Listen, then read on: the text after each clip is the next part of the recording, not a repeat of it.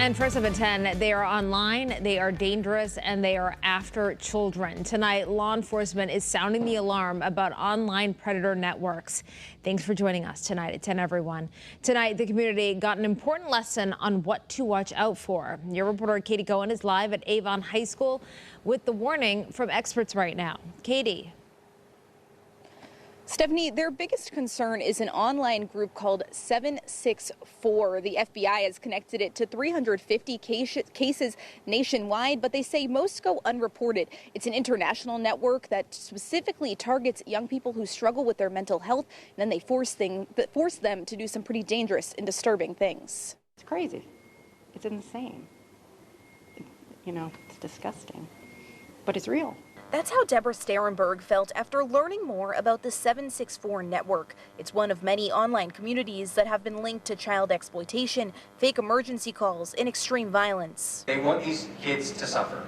And the biggest takeaway from all of this is that their end goal is to kill your children. FBI analysts and law enforcement came together at Avon High School to warn parents about it, telling them members of the group befriend vulnerable teens on gaming and social media apps. Then they show the teens violent content and gain their trust before convincing them to do something that the group can use to blackmail them, like hurting themselves or others. Connecticut teens have been targeted before. A 17-year-old girl from Vernon was arrested for calling in school threats in 2023. Then police found she was actually a victim of child exploitation. I think the most important thing is showing your children how these groups are manipulative. Evan Allard is the director of the Connecticut Intelligence Center. He spends his days investigating cases like this. It's difficult since the groups change names and can be based internationally, so he's calling on parents to help save their children.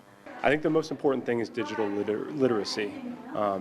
Learning who is operating on the internet, how to protect yourself from revealing personally identifiable information online is a really critical first step. Sterenberg left the meeting with a plan: keep talking to her teenager, and she hopes other parents do the same. But it's not like a one-time conversation. It's ongoing. It's going to be ongoing for a very long time. If hearing this is concerning for you and you want to find out ways to protect your children, we do have links to resources up on the WFSB app and our website, WFSB.com. I'm your reporter live in Avon, Katie Cohen, Channel 3 Eyewitness.